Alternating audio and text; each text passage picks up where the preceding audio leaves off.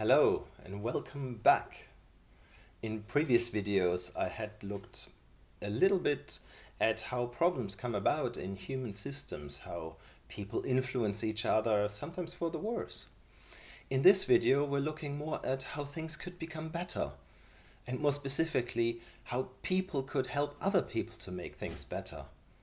In a way that raises the question of how can people train? What would I learn in training if I wanted to increase my capacity to work systemically, to help in all sorts of contexts?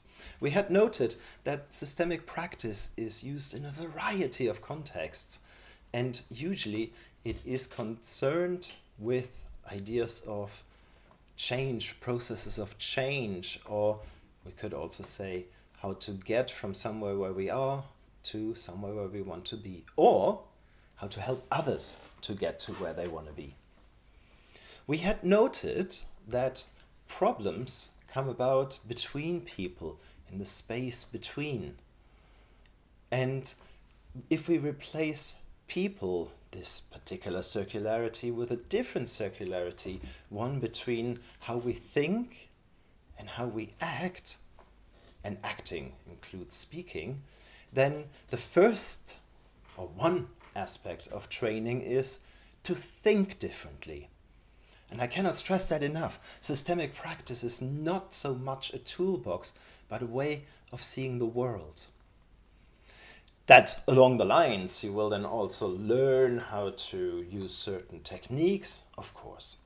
And one of those techniques I want to touch on today, so you get a bit of a taste and hopefully have something you can already take away. One idea behind it is that we can tell people how they need to change, but have you tried it? It often doesn't work, isn't it? People don't like to be told what to do. It seems to be much better or more sustainable if people can work out for themselves what goes wrong and what they need to be different. And that we can best do with questions. So questions are our tools. Now, most of us ask questions in a variety of contexts in order to understand. So I might, for example, ask, where's the train station? Because I really want to know where the train station is. So I ask things to understand. In systemic practice, you might also ask questions because you want to influence. You want to facilitate change. You want to allow the other person to think differently. And the understanding questions are your typical questions of who, or when, or what is the problem. They are in a way, in this case, quite linear. And maybe there are also a type of questions that might facilitate change, and lots of people have used them. And we jump often straight from having kind of gotten a little bit of a sense of the situation to, why don't you do that? Have you considered trying that?